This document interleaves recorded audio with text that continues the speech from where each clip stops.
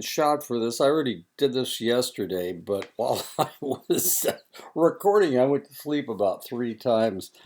Yeah, it bores me too. But I was thinking about this earlier, and the reality is that psychology can only function as long as people are doing research. We have to prove things. We have to, we can speculate about things. But unless we have the research to back it up, it really doesn't make any difference. So, research is necessary, and we need to know how to do this, and we need people that can do research. We can't all be fun guys like me. I mean, we do need the people that will do the research. So, I'll try to stay awake this time. I can let you look at the other one. I think at the end I fell asleep. And there's like 3 minutes of nothing because I was asleep. And then about halfway through, I fell asleep too. At the end of chapter 13, I fell asleep. So if I get tired this time, I'll tell you, I think I'm going to sleep so you can listen to me snore. So let's go ahead and get started. See if I can get through it this time without any hesitation. Secondary data and analysis. When we talk about secondary data, what we're talking about is not primary data. We're talking about information that we got from a secondary source. So that's what secondary data is all about. Three primary benefits to using secondary data: conceptual, substantive benefits. We're mostly talking about politics. We're talking about historical archives. We're talking about secondary things that people said about what happened. Conceptual substantive benefits, secondary data are sometimes the only data available for the study of certain research problems, and that is a problem. And of course, if you think about your own history, if you think about the Long Walk and Bosque Redondo.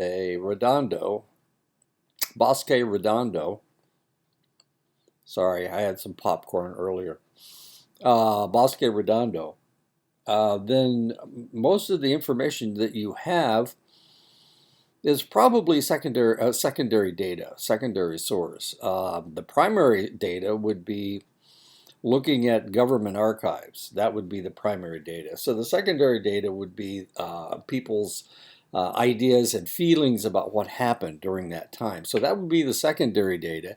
If somebody told your grandmother and your grandmother told you, that would be a tertiary. That would be a third level data because it has been interpreted by the first individual, and then it's been whatever they said has been interpreted by the second individual, and now you're repeating it again. So actually, it's fourth hand information. How accurate is it? Well, it can be extremely accurate. And like we said, there's probably not a whole lot of information about Bosque Redondo from the feds, from the U.S. Army, since there was a war going on at the same time, at least at the beginning. And then their decision to allow the Navajo Nation to replace themselves, or go back to where they were before. So secondary data are sometimes the only data available for certain study of certain research problems. Social and political historians, for example, must rely almost exclusively on secondary data given the nature of their research. And of course, since I lived through lots of stuff, see, that would be I'd be a primary source. And if I told you and you repeated what I said, that would be secondary data. Secondary data can also be used for purposes of comparison. I was thinking the Kennedy assassination. I was thinking of the Cuban Missile Crisis. We lived through the Cuban Missile Crisis. I was alive during the Korean War. Of course, I was only a little guy, but I still was there. Anyway, that would be the primary source, and the secondary source would be what you repeated. The information that I would write down, that would be my observation, and you taking that information or finding out statistics from the Korean War. That would all be secondary data. Comparisons within and between nations or social groups may expand the scope of generalizations and provide additional insights into events and processes. In some cases, attempting to collect primary data can be dangerous or unethical. And of course, they're talking about getting information about drugs, um, about a political movement that they don't want to come out. That's what they're talking about, the danger.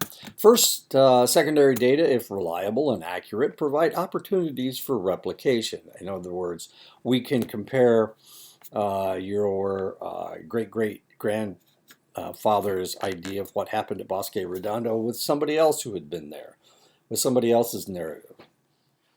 Second, the availability of data collected at different points in time enables the researcher to employ longitudinal research designs. Did ideas about what happened change over time?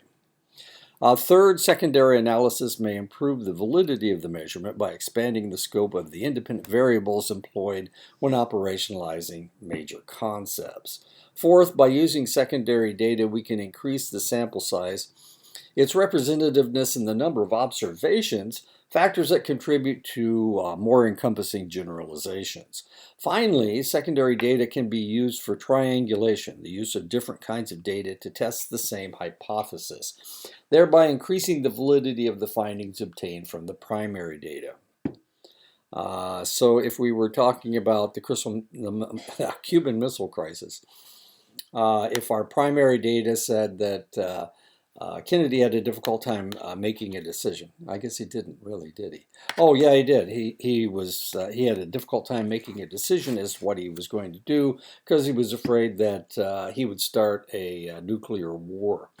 So he had the military there, and he had the State Department there, and he had his own advisors. And they all came together and decided what was going to happen or what needed to happen in order to get the best outcome. So if you're looking at just the military source, that would be one piece of information. But then if you looked at the position of the State Department and what they said, that would be a different position. And then, of course, what Kennedy said. And mostly, of course, a lot of times military information remains top secret because there are different things that need to stay secret. Anyway, you could put them all three together and see what you could come up with. The cost, primary research is a costly undertaking. Everything costs money, and looking at something right away tends to can you do a survey with everybody, and of course you can't do that, but you can survey people afterwards. And if you survey people afterwards, you can use a random sample and whatnot. And so you cut back on the cost of things. Conducting a nationally representative survey is sometimes prohibitively expensive for university professors, independent researchers, and graduate students, especially in light of increasing cutbacks in research support and funding opportunities. It is infinitely less expensive to use existing data than to collect new primary data. And of course, that would be the information that you would have, that you would be able to glean from what happened. Methodological advantages provides opportunities for replication because you have more than one narrative in the story. It allows for longitudinal research design to see how things changed over time. It may improve the validity of the measurement. So when you look at something right after it occurs, like 9/11 or the January 6th, if we look at it right afterwards, we've got one idea, but then in time, as people come in and people talk about what they were planning to do, can potentially change the way that we see things. It can increase the sample size, its representativeness, and the number of observations. So if we were just looking at the individuals that were there on January 6th, that's one thing. But now we can look at the people that saw it on television. We can talk to the congressmen that were hustled out of the Capitol. It can be used for triangulation. In other words, we can look at different aspects. We can look at the people that were there, the people that watched it on television, and the congressmen, and now potentially we can talk about what it's going to do to the 2024 election. Limitations often only approximate the kinds of data that the investigator would like to employ for testing hypotheses. It's a limited access to data sets, which often must be bought to gain access. And of course, data sets, if we were talking about government archives, which are difficult to get a hold of, that may change things a bit. Insufficient knowledge of how the secondary data was collected in order to find potential sources of bias, errors, or problems with internal and external validity. This is really kind of an interesting picture because this is one of the first computers. This is the computer they set up to break the Japanese and German codes, the Enigma code coming out of Germany, and also the Japanese codes. Japanese were kind of interesting because the Japanese used different codes for different departments. So they had the Naval Department, the Army Department, they had the War Department, they had the Shipping Department. They had all these different departments, and each one had their own code. So they had to break all of those codes. And this is one of the computers that did it. So these are the code breakers, these two young ladies who were setting up the computer to break a code. And they had to break it every day because every day it changed. My aunt actually worked in Washington, D.C. as a Japanese code breaker. So she's not one of these two ladies. She's a little bitty short thing. My aunt. Guidelines to locating useful data. Specify your needs. Clearly identify and define the theories and concepts of interest, desired operationalizations and measures, and potential sources of bias. Know the material. Identify and use keywords and phrases to search library catalogs and holdings, data archives, and the internet. More generally, to familiarize yourself with the types of secondary data available. And of course, you guys already understand this because you have done research yourself, and you know that if you put in the right keyword, then you get the right kind of data. A good example would be if you're trying to find something about American Indians. So what phrase do you use? Do you use Native American? Do you use American Indian? Do you just use Indian? And if you do use Indian, what happens? Well, if you use Indian as your keyword, then you're going to get a lot of information about, India.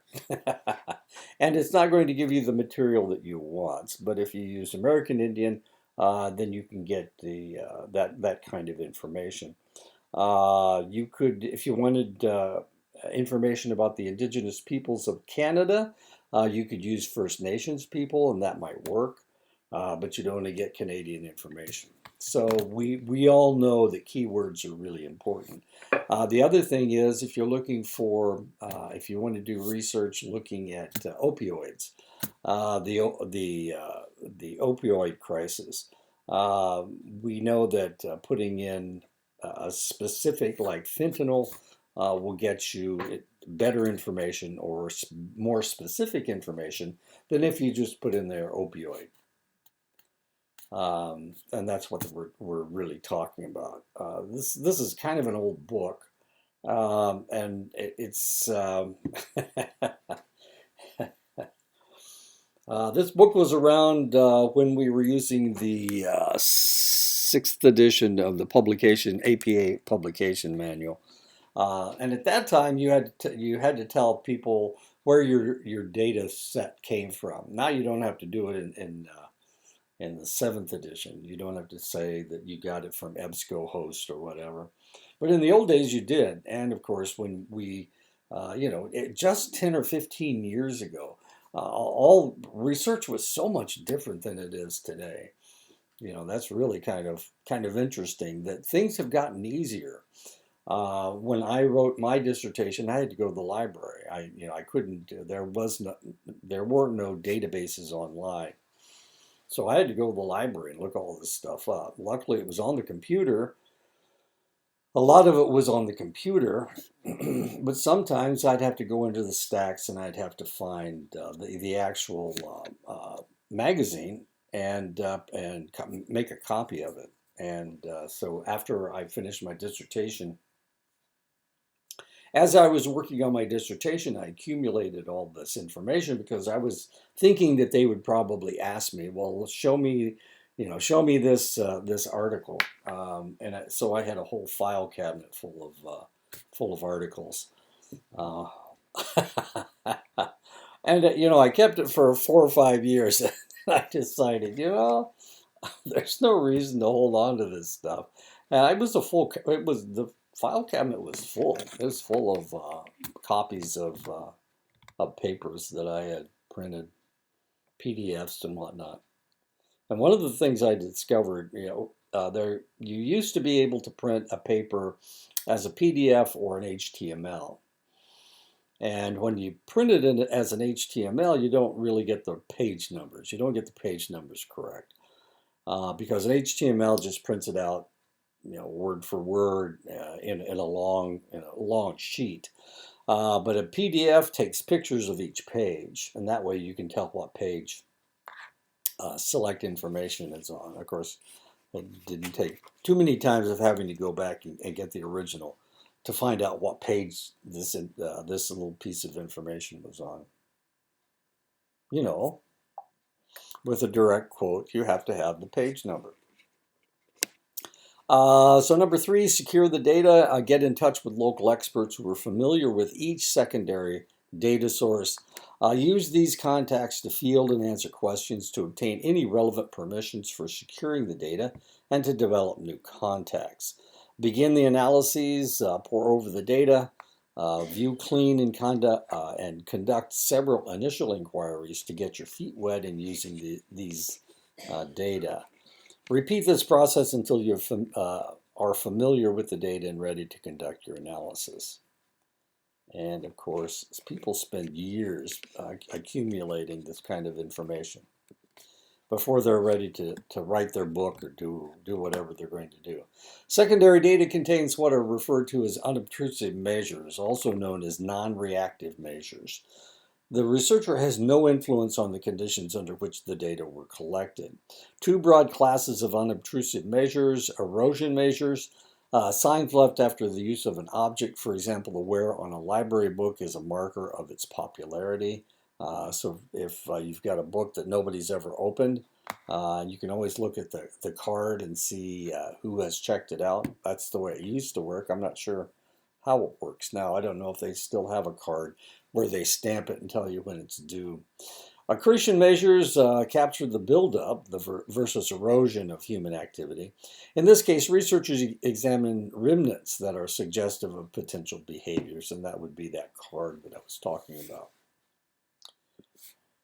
4 basic types of simple observation. Physical sign. Researchers might observe the exterior body and its physical aspects, if they are indicators or signs of behavior patterns and attitudes. Examples of such measures are tattoos, hairstyles, clothing, ornamental items such as jewelry, and other items. And sometimes we'll be watching a movie, and it'll be a movie from the 1970s, about the 1970s, and you can tell because people will have the hairstyle and the clothes, the polyester clothes that they're wearing in the 1970s. A good example is everybody has all the guys have facial hair. They've got a 5 o'clock shadow, and that was not popular until about 5 or 6 years ago. Especially, it became really popular. People started growing beards during the pandemic, and people have some really thick beards. And of course, I don't like beards. One reason is because I can't grow one. But so if you were watching a television show and it's about, the 1870s. If you watched a movie from the 1970s about the 1870s, everybody would be clean shaven because in the 1970s everybody was clean shaven, and they'd have the same hairstyle because actors don't like to. They like to look good. They want to be as attractive as they possibly can be. Or if you're watching a movie about the 1920s, everybody used to use pomade on their hair. They used to slick down their hair. So if you're watching a movie where from 1980s or 1990s about the 1920s, they won't have that pomade on their hair. They won't have their hair slicked down because that wasn't considered attractive. Anyway, and tattoos now. Tattoos are really kind of interesting. Um, People used to never get tattoos. The only people that got tattoos, for one thing, you couldn't get tattoos in the United States, so you'd have to go overseas. So Navy people were just about the only people with tattoos, and they didn't put them very many places. I mean, they just put them on their forearms because that was the easiest place to tattoo. I have seen old people with tattoos. It's not their skin wrinkles up. My skin's starting to shrink and wrinkle up. I can imagine if I had tattoos that it would be kind of interesting watching. If I had a young lady on my forearm, she would suddenly get wrinkly and start curling in on herself. Anyway, so you can tell things from tattoos, hairstyles, and clothing. Um, Expressions, simple analysis of expressive movement requires researchers to focus on the self expressive features of the body and how these movements indicate social interactions. People communicate feelings and social norms through their body language, and of course, you can see that. I did research one time looking at people going into the prom, couples going into the prom, and the idea was there had been research earlier about 2 or 3 years earlier that said that the right side is the dominant side. So if the man walks on the right, it means he's dominant over the female. So I watched people going into the prom, and it was really kind of interesting because it was only 70-30. So 70% of the males walked on the right, and 30% of the females walked on the right. And you could tell because it was interesting because if she was on the right, usually they weren't holding hands. They weren't touching each other. But if he was on the right, then a lot of times he was holding her hand, or he had his arm around her, or something like that. It's really kind of interesting. Locations. The purpose of physical location analysis is to investigate the ways in which individuals use their bodies in a natural occurring social space. Behaviors, including language, effective use of language, behavior, and analyzing how relationships between people are structured and maintained. Archival records provide opportunities for unobtrusive data collection, partially because they're quite diverse in character. Public records, actuarial records, most societies will maintain records of births, deaths, marriages, and divorces. On Fort Belknap, there was a lady that was 113 years old, and the only way they had of telling how old she was because they didn't issue birth certificates. This was, I don't know, 10 or 15 years ago. Because they didn't issue birth certificates on the reservation, in the 19th century, they had to use baptism records to prove how old she was. Um, that's just the way it is. But now, of course, anytime somebody's born, you go get their birth certificate. I remember when my grandson was born, we had to go down to City Hall, and this was in Florida. This was in Fort Lauderdale. No, Fort Myers. Fort Myers, and at that time, my daughter had to declare what his name was. So she didn't, while she was zonked out of her head, she didn't have to come up with his name, but She came up with his name later on. It's quite an interesting time. I wanted her to name him after us because they weren't married. She wasn't married to the guy that the baby daddy. So I wanted her to give him our name, just her name, because she was a Bradway. And no, she gave him his name. Oh well.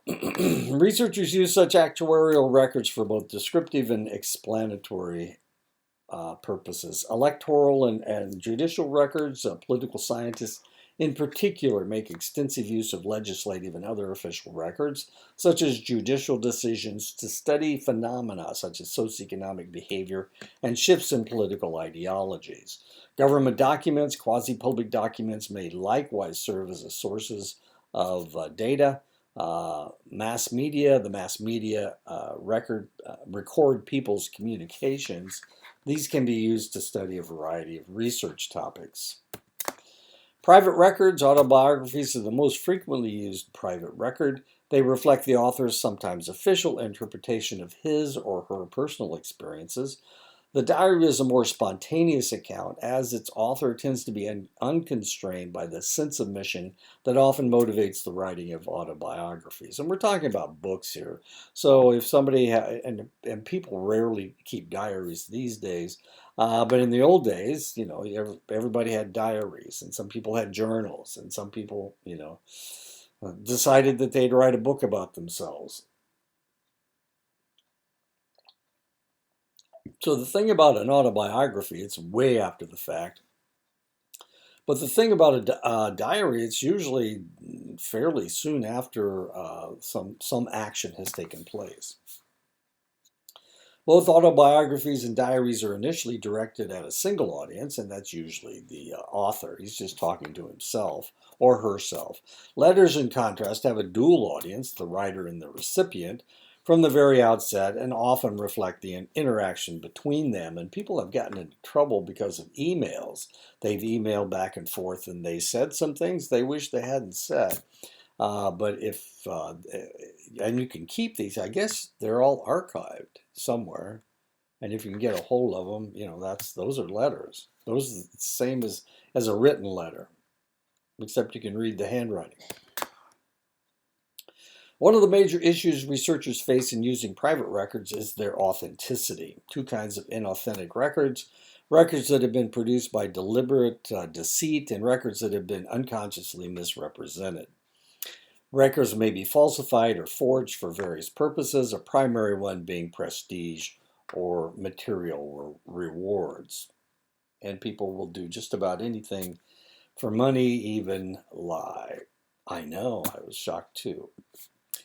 Ensuring authenticity, first, the researcher needs to examine authorship critically. Second, establish the date of the document and verify the accuracy of the dates of the events mentioned. If the writer refers to an event whose timing cannot be corroborated by other documents, the accuracy of the original record should be taken as suspect. And this happened to me. I wrote a piece for a friend of mine who wanted stories about what happened to us as freshmen, and I said some negative things about the school, and he didn't like it. So he threw it out, and the reason he threw it out was because he couldn't corroborate it with other documents. Like he didn't ask us for stories that we had. Anyway, it's not important. It kind of pissed me off though, because it really did happen. Unconscious misrepresentation is much more difficult to detect. Although documents may not be false, they may misrepresent the truth for the following reasons. The authors of letters, diaries, or biographies may not clearly remember the facts. It's after the fact. And the human brain doesn't like to remember negative things. So it tends to try to protect itself by not remembering the worst part of things. So they may not remember that they did something bad. I was really angry, so I put the gun in the person's mouth and pull the trigger. They may remember, I was standing 15 feet away and the gun went off and it hit him right in the mouth. What a surprise. They may be trying to please their readers by exaggerating. And of course, that's hyperbole. And it happens with authors. That's the way they get you to read their stories. They may be constrained by social norms and conventions and thus compelled to present a somewhat distorted picture. If anything that has to do with sex, it probably has been changed to protect everybody involved. Questions to consider for authenticity. What did the author mean by a particular statement? Is its underlying meaning different from its literal meaning? And of course, words change over time. This is one of the things that we have to remember. Um, uh, a word that used to mean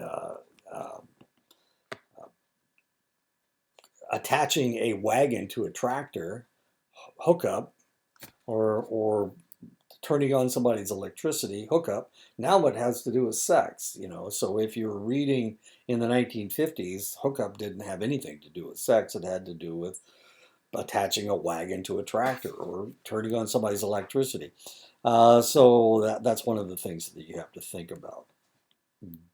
Have words changed over time? Was the statement made in good faith? Was the author influenced by sympathy or antipathy, by vanity, by public opinion? And of course, that's a possibility as well. People like to look as good as they possibly can if they think somebody else is going to read what they've written. Was the statement accurate? Was the author a poor observer because of a mental defect or abnormality? Was the author badly situated in time and place to observe the event objectively? What the internet has done, quite simply, is to expand accessibility to sources of information. In many respects, computers and their peripherals have replaced much of the equipment used to do research. Information is becoming handier. Governments and international agencies, such as the World Bank and United Nations, for example, are steadily making more of their official internal documents, publications, and collected data available on the internet, so we have access to all this information. A census, or population enumeration, is a collection and recording of demographic data that describes a population in a defined territory and is carried out by a government at a specific time and at regular intervals. In the United States, we had a census in 2010, and then we had another census in 2020. In theory, a census is universal and includes every person living in a designated area. But as my wife could tell you, she worked the census in this area, and a lot of people didn't want to be counted. So it's counting all the people that want to be counted pretty much. The short form is a complete count census designed to reach all U.S. households, which it obviously doesn't. Many census data products are available on the Census Bureau's website, including those for the 2010 and the 2020 decennial census. The decennial census contains two forms, a short form and a long form. The short form, a complete count census designed to reach all U.S. households. The long form contains additional questions on other variables collected from a sample of respondents, consisting of approximately 17% of all households. So, and if you remember the census in 2020, they either sent you a short form or a long form. If you got a long form, you were one of the 17% of households that were asked to give them more complete demographic information. And actually, that was quite an argument before the 2020 census occurred because conservatives wanted select pieces of information and liberals didn't want them to have that information. So it got really contentious as far as Congress was concerned. But in the end, I don't think they didn't ask all the questions that they wanted to ask. And right off the top of my head, I can't remember what those questions were. Among the most common statistical areas are metropolitan statistical areas, and that would be Phoenix, Flagstaff, probably Tuba City, Hawthorne, Holbrook, Snowflake, Sholo. Those would be MSAs. And census designated places and census tracts. MSAs are generally defined as one or more counties having a large population nucleus plus any surrounding communities with a high degree of interaction, for example, bedroom communities. CDPs refer to densely settled population centers lacking legally defined corporate limits or powers, and that would be most of the places on the reservation except for Tuba City. Probably Chinle is considered an MSA, but Medicine, Round Rock would probably be a CDP. I'm trying to think of other places. Navajo probably is a CDP. Census tracts are small, locally defined statistical areas located within metropolitan areas and some counties, and that would be part of MSAs. Modern censuses do contain errors that users of population enumeration should be aware of. Errors in coverage refers to the fact that a person or a group is either not counted or is counted twice, and they are rarely counted twice, but a lot of people are not counted, especially after COVID. What was happening? There was a lot of backlash against the vaccination, and they were worried that if the government found out who they were, that potentially they would force them to get a vaccination. It was just bizarre. So the census counted in 2020 was probably fairly inaccurate due to the fact there were a lot of QAnon people that decided that they didn't want the government to know who they were and where they were. Errors in content occurs when information is incorrectly reported and or tabulated. That's a possibility as well. Apart from those errors, due to carelessness, errors in content typically occur because persons surveyed may deliberately give inaccurate responses to questions measuring certain variables such as income. And of course, that is a possibility as well. But what they discovered with the 2020 census was that there were an awful lot of people that didn't want to be counted.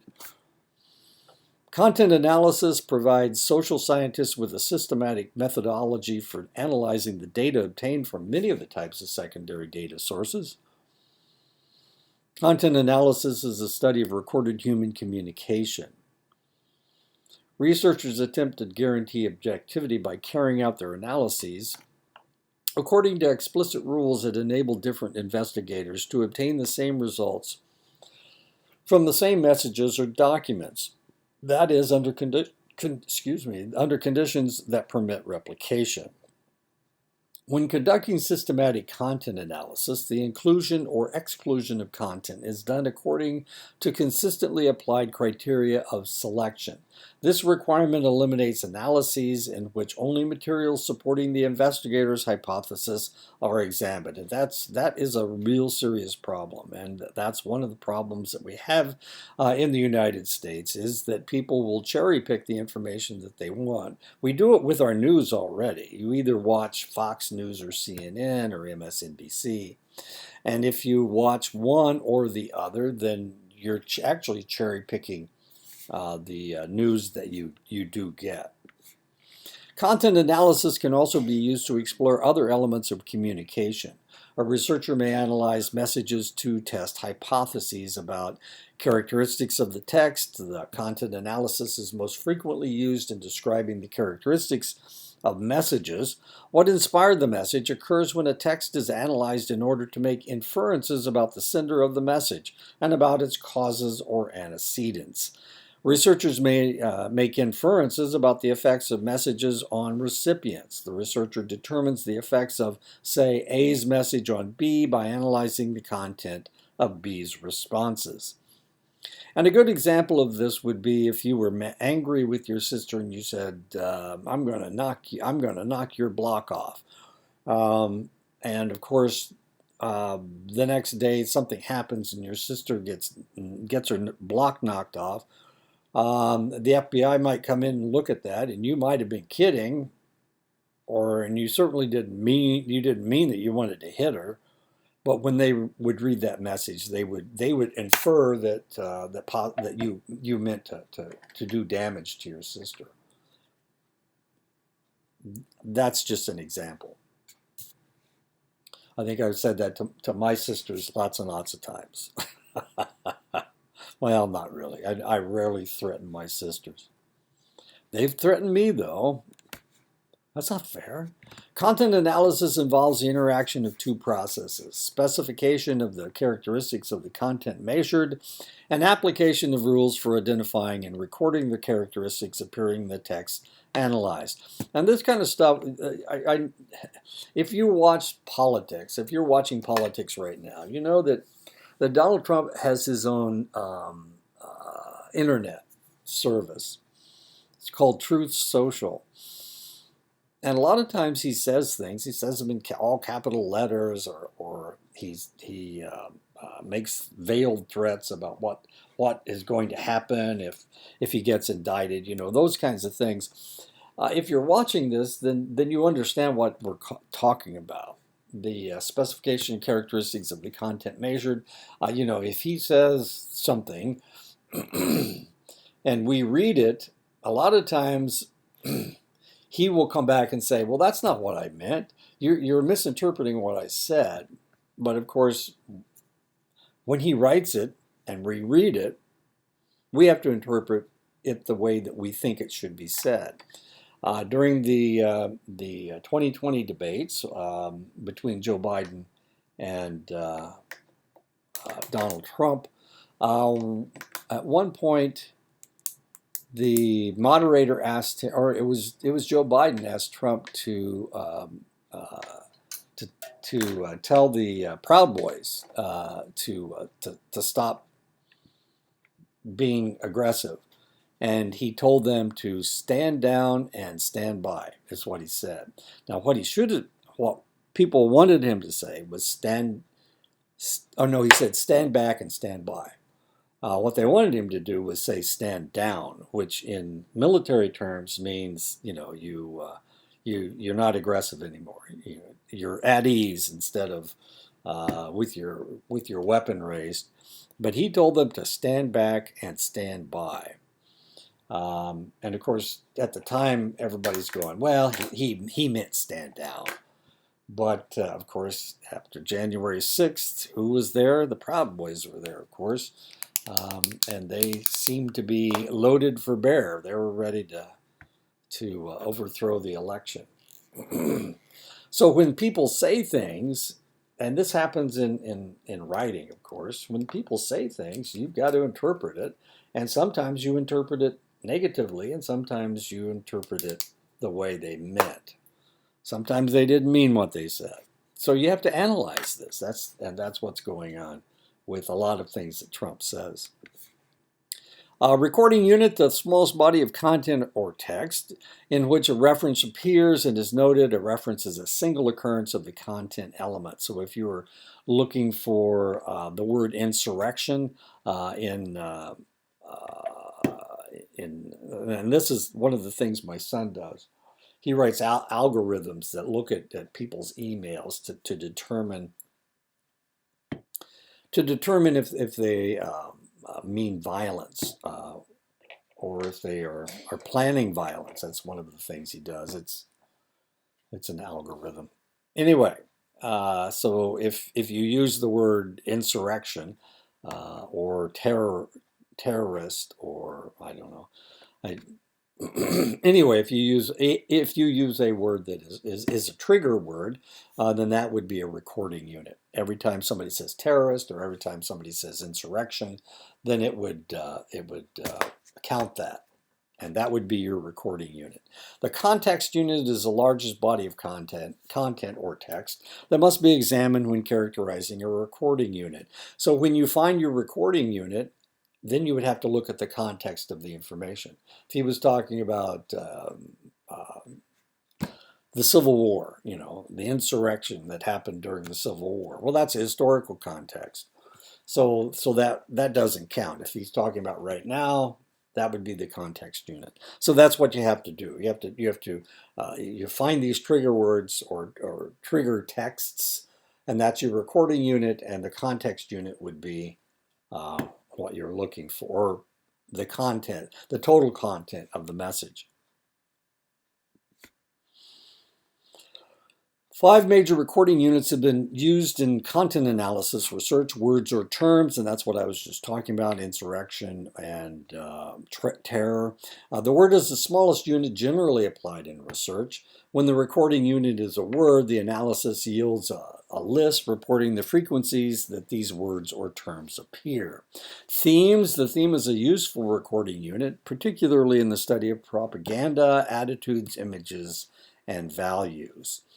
Characters, the researcher counts the number of persons appearing in the text rather than the number of words or themes. So if they are talking about a group, and this is what happened with this is what they did with the Proud Boys and the 3%ers, or were they the 1%ers? I think they were the 3%ers.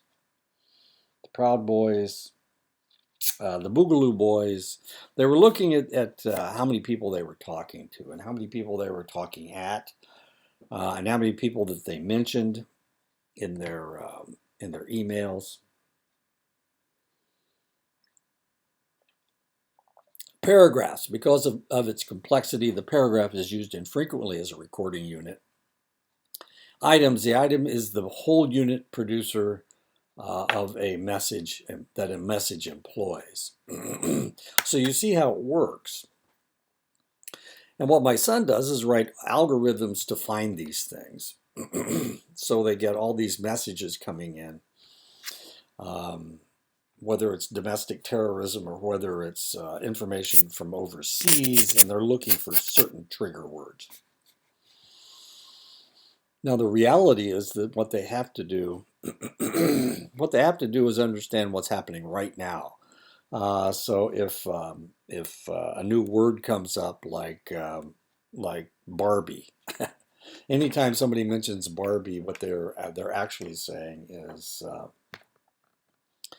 they're talking about female military members. All of a sudden, that's the term they're using for female military members. And if they're talking about targeting female military members with using the word Barbie, then he would have to write an algorithm looking for the word Barbie.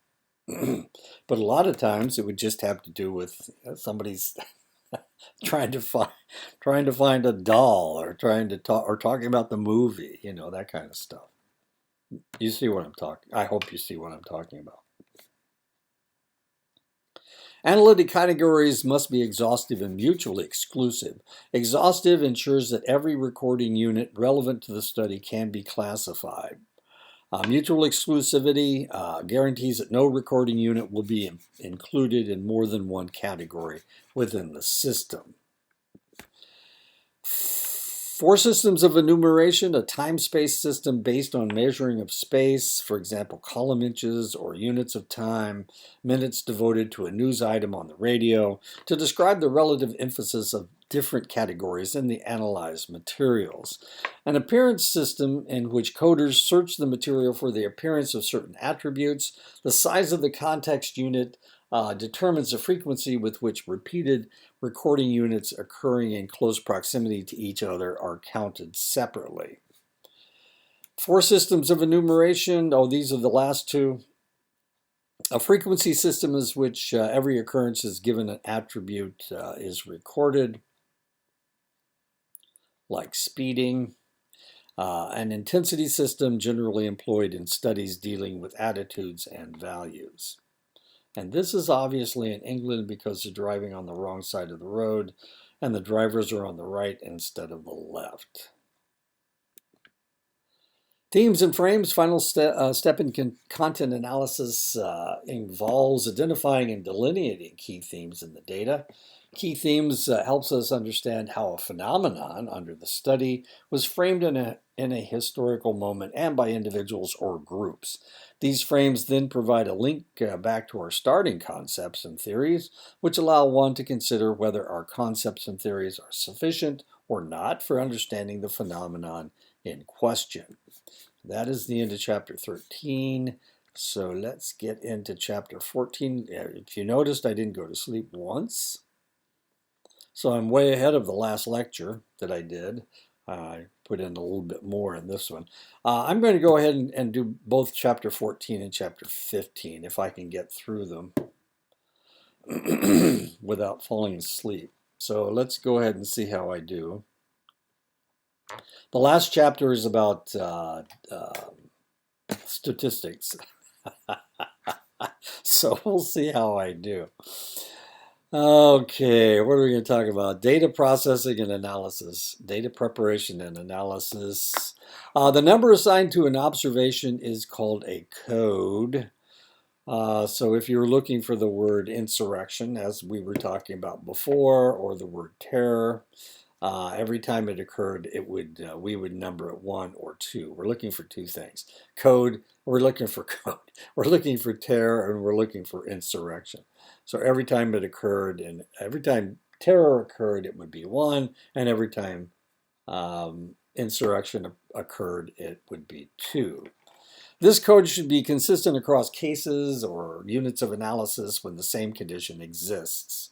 Information on what a code means should be listed in a code book that accompanies the data set. So you would have 2 entries in there. You'd have insurrection equals 1. I'm sorry, terror would equals 1, and you'd have insurrection equals 2. If a code of 1 means female, the variable associated with gender should be coded as 1 for each female. Okay, so if the message was from a female, we would code it as 3, and if it was coded by a male, we'd code it as 4. Does that make sense? Or we could make it 1 and 2. Yeah, let's do that. Females are 1, males are 2. So if a female said something about terror, then it would be 1, 1. If a male said something about terror, it'd be 1, 2. The first number being the word itself, and the second being the gender identifier. Researchers use codes to group various classifications of a concept. The following are examples of occupations that can be coded: lawyer, hairdresser, carpenter, broker, salesperson, veterinarian, ER nurse, migrant farm laborer, executive engineer, electrician, advertising agent. And we could do this too. We could say we could use all of these. What is that? 12, and we could number them 1 through 12. Is this going to work? Yeah, this will work. Okay, so if somebody says terror and they're a female, lawyer, it would be a 1, 1, 1. And if they were a hairdresser, it'd be a 1, 1, 2. If they were a carpenter, it'd be a 1, 1, 4. If they were a broker, it'd be 1, 1, 5. If they were a male ER nurse, it'd be a 1, 2, no. Yeah, it'd be a 1, 2, 7. Okay, see what I'm saying? That's how it would work. Anyway, so we're coding all these things. We want to know how many male electricians are talking about terror, or we want to know how many carpenters are talking about insurrection, or how many migrant farm laborers are talking about insurrection. The researcher needs to organize the occupations in categories. For example, professional and managerial, lawyer, veterinarian, executive engineer, technical and sales, advertising agent, broker, salesperson, service and skilled labor, hairdresser, ER nurse, electrician, carpenter, unskilled labor, migrant farm worker. We could do that if we wanted to and make that the last number. Systems of categories such as these are referred to as coding schemes, so that we would just be able to look at 1144, I think.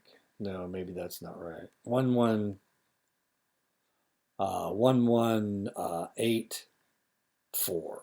1184 would be somebody that said terror, who was a female, migrant farm work, a laborer who was unskilled labor. There you go. Okay. And that would be a coding system. The initial rule of coding is that the numbers assigned must make intuitive sense. In order to maintain the reliability of your coding, you would probably want to confine coding numbers to those starting with 0 or 1 and increasing by 1 over each category. Sequentially numbering the categories starting at 0 or 1 helps to minimize the risk of miscoding. And of course, that's what we have done.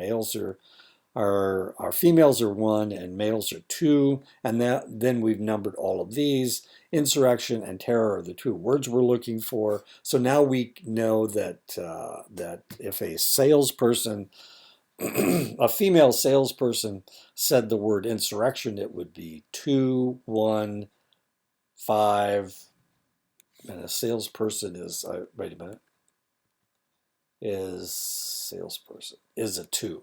Okay, there we go. Deductive coding allows researchers to use the theory to construct response categories before they administer the instrument to respondents. Researchers using deductive coding often pretest the instrument on a small sample of the population of interest, so they can modify the categories suggested by theory to fit the specific population. A researcher's intuition is one of the several factors involved in coding decisions. Theory, mutual exclusivity, exhaustiveness, and detail must also be considered. The actual categories the researcher develops must be mutually exclusive and exhaustive. That is, each response should clearly fall into only one category. In other words, that's mutually exclusive. And every response must fall into a category, and that's exhaustive. So you wouldn't just throw somebody out because they didn't fit your categories. You would have to change your categories or add something to your categories. Researchers must also ensure that categories they choose are not so broad that important differences are obscured, and this has to do with detail. Consider the following categories designed to determine the living arrangements of students. 1, live in a dormitory. 2, live with parents. 3, live off campus. 4, live with spouse. These categories are not mutually exclusive because students who live with their parents most likely also live off campus, and students who live with a spouse might live either in a dormitory or off campus. Respondents could not be sure which category they should mark, and people with the same living arrangement might choose different categories, and this is where you're giving them a survey and asking them where they live. If we are interested in learning whether the students in supervised, semi-supervised, and unsupervised living arrangements differ in academic performance, we might use these categories. 1, live with parents, supervised. 2, live in dormitories, semi-supervised. 3, live off campus, either alone with friends or with spouse, unsupervised. Exhaustiveness dictates that the enumeration of categories is sufficient to exhaust all the relevant categories expected of respondents. Each and every response or behavior can be classified without a substantial number being classified as other. Coding schemes, guidelines, when in doubt, add another category, and that's what I was saying. The theory and your knowledge of the subject matter and samples should all guide the level of detail of the categories. So if we were talking about our categories back here, and all of a sudden we ran across a college professor, oh man, he's going to have to be number 13. Add a category whenever you need to. Inductive coding, the researcher designs the coding scheme on the basis of a representative sample of responses to questions, data from documents, or data collected through participant observation. Once the researcher has identified a coding scheme, it is applied to the remainder of the data set. The responses mentioned most frequently are included in the coding scheme used to analyze the data. In general, if a man physically abuses his wife or live-in partner, what do you think the woman should do? 1, she should stay and try to work. These are all the, okay. She should stay and try to work out the problem. 2, she should leave the house or apartment. 3, she should call a social service agency for advice. 4, she should call the police. 5, she should obtain a temporary restraining order against the abuser. 6, she should call a friend or relative for help. 7, other, specify, and don't mention a weapon, please. Number 8, don't know, refuse to answer. Or 9, they didn't say anything at all. In an inductive coding scheme, the responses mentioned most frequently are included in the coding scheme used to analyze the data, and that's what we've done here. The top 8 of the top 7, I guess. We have 6 responses and one that we haven't quite come up with yet. Oops, I'm sorry. In the preceding example, values 1 through 6 were mentioned frequently enough to merit their own categories. Values 7 through 9 were added once the inductive approach generated the first categories. In the final coding scheme, the researcher will use the other category for less frequently mentioned responses. Categories are not always easily identified, and a comprehensive coding scheme can take a long time to construct. The researcher's time is spent switching back and forth between the raw data and the evolving scheme until the categories are applicable to and tied in with the general purpose of the study. And of course, we're doing this research, and we're the ones that know what we're looking for. And if we find something that we weren't looking for, we're going to have to put it under other. And of course, this poor lady switches back between a Mac and a PC all day long. And if you've ever been on a Mac or a PC, Macs, you can scroll at the bottom, and PCs, you have to go to the top. Top right for PCs and bottom right for Macs. It's crazy. I had a Mac computer at home, and they had me using a Hewlett Packard at work. This was when I was at Ashford, and it just drove me nuts. Luckily, I have an Apple computer at home, and I have an Apple. The school has given me an Apple computer, so I don't get screwed up. But it sure pisses the IT people off, because they've only got 1 or 2 people that know how to work on a Mac. And every time I go in, well, this is when I was on campus. Every time I go in, they would yell at me. Well, not really yell. What would happen is somebody would come out and they go, I don't know how to work on that. I'll have to go get somebody else. Oh, he's at lunch right now. It'd be one of those kinds of deals. And I'd look back there, and he'd be back there sitting in the back at one of the tables. That's okay. It's all right. I understand. It's hard to get. You have to go to special classes to work on a Mac because the coding is so different. Advantages of inductive approach. Flexibility and richness enables the researcher to generate explanations from the findings and apply a variety of coding schemes to the same observation, and often suggests new categories as well. Shortcoming of inductive approach. Researchers may be bogged down by the mass of details as they try to explain the data. Sometimes too little context is preserved for the coder to determine which details are trivial and can therefore be eliminated. Code numbers should make intuitive sense for variables that can be rank ordered. For example, higher scores should be assigned higher code numbers. In deductive coding, categories should be linked to the theory from which the research hypothesis was derived. Deductive coding is most common with quantitative research. Qualitative researchers usually design the coding scheme inductively from the data in their effort to develop grounded theory. The coding categories must be mutually exclusive. Each unit of analysis should fit into one and only one category. The coding scheme must be exhaustive. Every response must fit into a category, with few responses being classified as other. Categories must be specific enough to capture differences using the smallest possible number of categories, the criterion of detail. And that's what we're looking at over here. So the top 6 are your categories, and then we have other. If we get too many responses that are the same under other, then we have to create a 7th category and move everything down.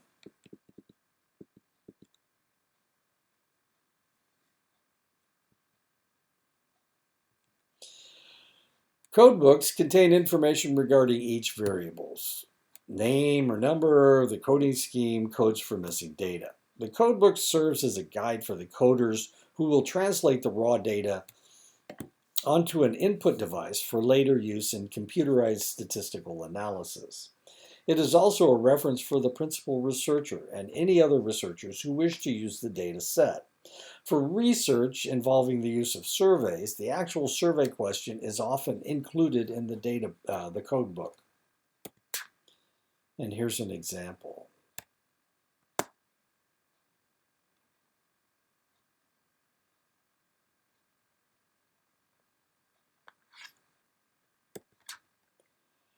All things being equal, studies with a well-constructed codebook, pre-coded and closed-ended questions, and proper coder training are typically more reliable than studies lacking in one of these criteria, because coders do not have to exercise their own judgment in deciding what code to give a response. And this is a problem that I have. I like to make my own decisions about things. I think she's supposed to move.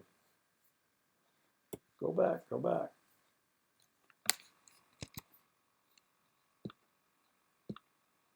I think she's a GIF. I thought she was supposed to move.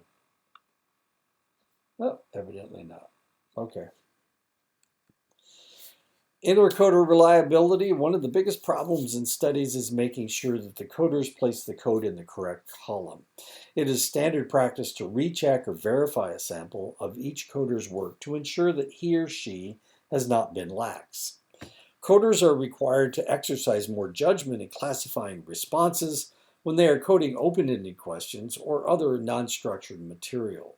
When the rules for classifying responses do not clearly apply to a specific response, different coders may classify the same response differently. To increase coding reliability, researchers need to keep the schemes as simple as possible and train coders thoroughly. So if you have more than one coder, make sure that everybody's on the same page. Coders can use spreadsheets to organize cases in the rows and values of the variables across the columns. Most statistical programs require that data be arranged in this manner, and data entry personnel can quickly key in each line from the spreadsheet. However, the use of any kind of transfer sheet requires multiple handling of the data, which increases the possibility of miscoding and threatens reliability. Coders can use spreadsheet forms to organize cases in the rows and values of the variables across the columns. Most statistical programs require that data be arranged in this manner. The data entry personnel can quickly key in or import each line from the spreadsheet. Edge coding is used to eliminate the need for transfer sheets. Coders transfer questionnaire information directly onto the spaces at the outside edge of the instrument. When the instrument has been edge coded, a data entry worker can key the information from the edge directly to the data storage device. Reliability is enhanced because the coder's eyes do not have to leave the instrument and do not have to keep the close track of column positions. This happened to me the other day. I was trying to dial. I had two telephone numbers. One was written in the middle of the page, and the other was written about a quarter of the page down. And I kept getting the two numbers mixed up because my eyesight had to leave the page in order to punch the numbers. I'm not that good at dialing. I mean, if it were a rotary telephone, I wouldn't have had probably the same amount. Probably it would have. Anyway, two forms of direct data coding. Coding from a questionnaire. Material coded from questionnaires must be edited to ensure that missing responses have a designated code for the input. The coder then keys in the response. When a case is completed, the program adds the information directly into the raw data file. Again, this method reduces the number of data handlers, which enhances reliability. Coding by telephone interview, computer-assisted telephone interviewing, or CATI, and computer-assisted personal interviewing, CAPI, greatly reduce miscoding.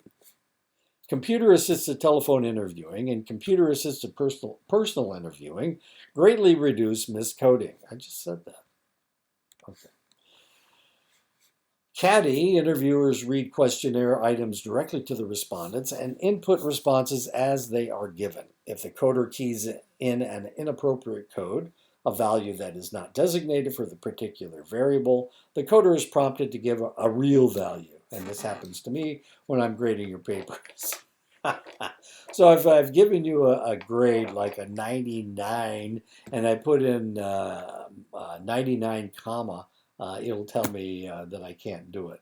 Uh, yeah, and sometimes I hit the wrong keys. It automatically skips questions or jumps to others as a result of filtered questions. Its efficiency has reduced mail surveys. Editing and cleaning the data are important steps in data processing that should always precede analysis of the collected information. Editing occurs both during and after the coding phase. Data cleaning is the proofreading of the data to catch, correct errors and inconsistent codes.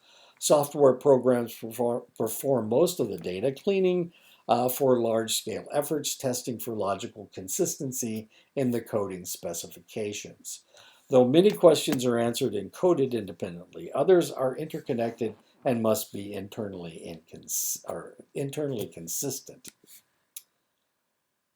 Data preparation and analysis is almost exclusively handled by computers using statistical software and other workflow programs. In addition to SPSS, there are a number of other statistical software programs that compete in the same market. And if you take statistics, which you have to if you're a psych major, you'll be using SPSS, I believe. I hope so.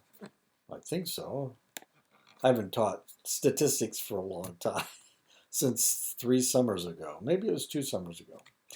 SAS and STATA, yes.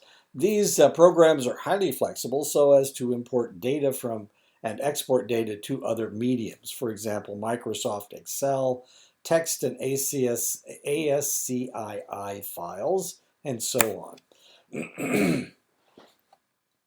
They store the data in a comparable way while allowing researchers to label variables and define codes for each variable. They have the capacity to pull codes from other documents that are applied to the variables in the data file. Each of these programs can generate reports that effectively produce a list of variable names and their associated codes. There have been a number of developments in the area of free statistical analysis software. Our project of statistical consulting, our project is available for free download and use. It contains extensive documentation on getting started, user-written modules and programs for more targeted types of statistical analysis, and an extensive online wiki to discuss any problems. Our project for statistical consulting also has a number of benefits that SPSS, SAS, and STATA do not. Most notably, its graphics capabilities. Okay, I'm not going to do chapter 15 because I need to look this over before I can be lucid about the statistics. So we're going to stop right here, and I didn't go to sleep once. This is going to be the one I put online.